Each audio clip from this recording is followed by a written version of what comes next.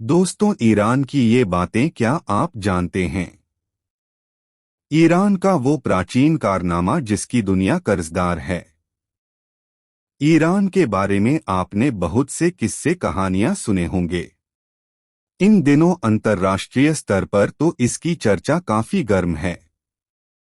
एटमी programme को लेकर ये अमेरिका समेत तमाम पश्चिमी देशों के निशाने पर है। लेकिन ईरान सभ्यता का बहुत पुराना केंद्र रहा है। किसी ज़माने में यहाँ पर तमाम आर्य जनजातियों ने पनाह ली थी। इस्लाम से पहले ईरान पारसी धर्म का केंद्र था। पैगंबर ज़रथुष्ट्र ईरान में ही हुए थे। पारसी धर्म के दौर और उससे पहले भी ईरान ने इंसानी सभ्यता के विकास में बहुत अहम रोल निभाया है। एक वक्त ऐसा था कि ईरान के राजाओं की हुकूमत यूनान से हिंदुस्तान तक फैली हुई थी। बादशाह दारा और साइरस ने बड़े साम्राज्य स्थापित किए थे। लेकिन आज आपको ईरान की ऐसी उपलब्धि के बारे में बताते हैं जिसे सुनकर आपको शायद पहले फल यकीन ही न हो। ईरान को कुदरत ने तमाम नेमतें बख्शी हैं, लेकिन सारी खूबियों के बावजूद यहाँ एक कमी रह गई। अन्य देशों की तरह यहाँ कलकल करती नदियाँ और चश्मे नहीं हैं, लेकिन जमीन के नीचे पानी भरपूर है। पानी की किल्लत का हल। एक ज़माने से ईरानियों को पीने के पानी की बहुत किल्लत झेलनी पड़ती थी। लेकिन पहले के ज़माने में ईरान में साइंस ने इतनी तरक्की कर ली थी कि ईरानियों ने इस मुश्किल का तोड़ इंजीनियरिंग के कमाल से ढूंढ निकाला। ईरान में पहाड़ बहुत हैं। इनकी तलहटियों में अक्सर भूगर्भ जल की बड़ी मात्रा मिल जाती है।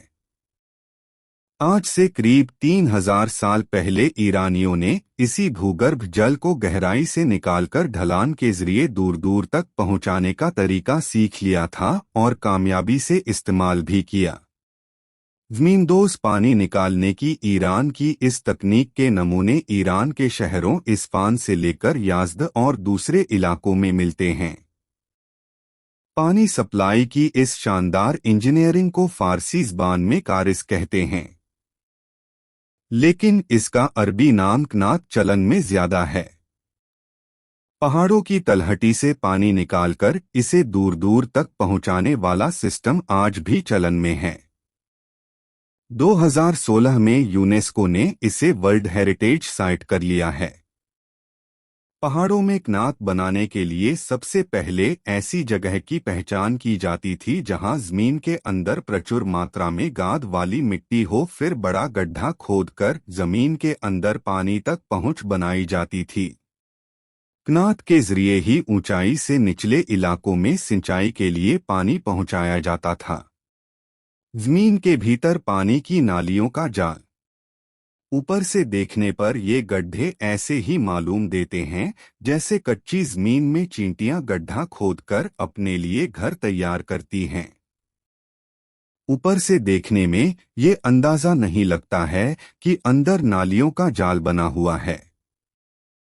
जमीन के ऊपर ये गड्ढे हवा पास करने के लिए बनाए जाते थे ताकि अंदर खुदाई कर रहे मजदूरों की सांस न घुटे। कनात असल में जमीन के भीतर पानी की नालियों का जाल होता है। इसके अंदर कई कक्ष बने होते हैं। ठीक इसी तरह कनात में भी जमीन के अंदर अलग अलग कक्ष बनाए जाते थे। कई जगह पर पानी थोड़ी सी मिट्टी हटाने पर ही निकल आता है, तो कई जगह 300 मीटर की गहराई तक खुदाई करनी पड़ती थी। जमीन के अंदर दलदली मिट्टी में छेद करके मिट्टी बाहर निकाली जाती थी। फिर गड्ढे बनाकर वहां पानी निकाला जाता था।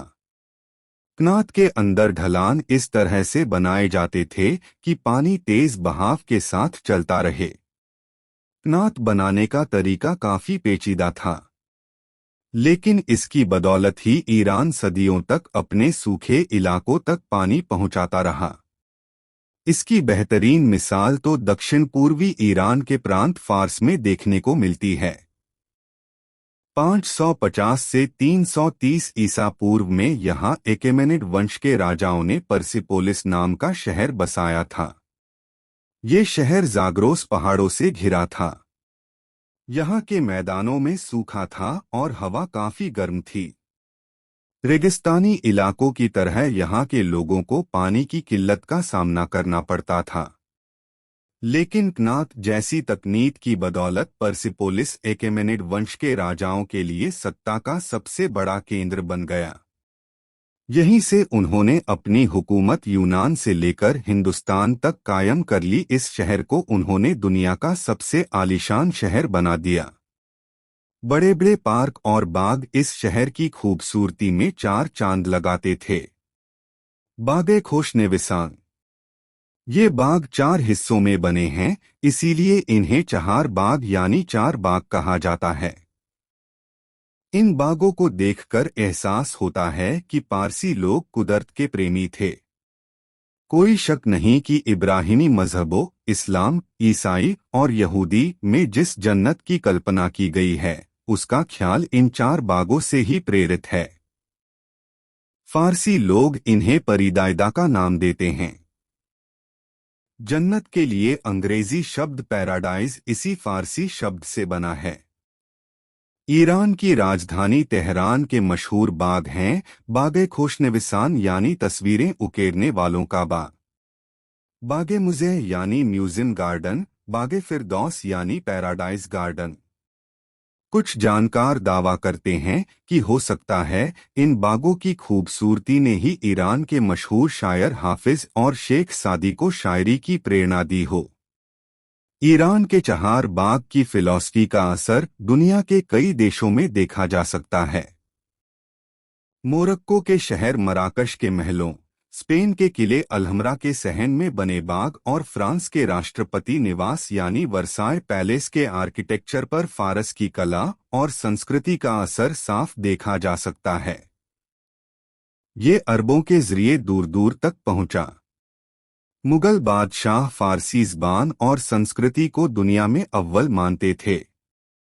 मुगलों ने न सिर्फ ईरानियों की भाषा फारसी को अपनी ज़बान बनाया बल्कि उनकी वास्तुकला को भी गले से लगाया। ईरानियों के चहार बाग की तर्ज पर मुगल बादशाहों ने कश्मीर से लेकर दिल्ली और लाहौर तक बाग तामीर कराए। हमारे राष्ट्रपति भवन का मुगल गार्डन भी फारस की चहार बाग परंपरा से ही प्रेरित है। हुमायूं के मकबरे, ताजमहल के आसपास लाहौर और कश्मीर के मुगल गार्डन भी फारसी संस्कृति के भारत पर असर की मिसाल हैं। मुगल काल में इन्हें भारत में भी चहार बाग ही कहा जाता था। हालांकि नई तकनीक आने के बाद ईरानियों की क्नात पर निर्भरता कम हुई है, लेकिन गांव देहातों में आज भी इसी के जरिए पानी पहुंचाया जाता है। क्नात की देखरेख का काम स्थानीय लोगों को सामाजिक तौर पर जोड़ने का काम भी करता है। साइरस महान ने अपने दम पर ईरान में बैठकर दूर दूर तक अपना राज्य फैलाया। जरा सोचिए, अगर ईरान के सूखे वातावरण में क्नात जैसा सिस्टम नहीं बना होता तो क्या इतना बड़ा साम्राज्य स्थापित हो सकता था।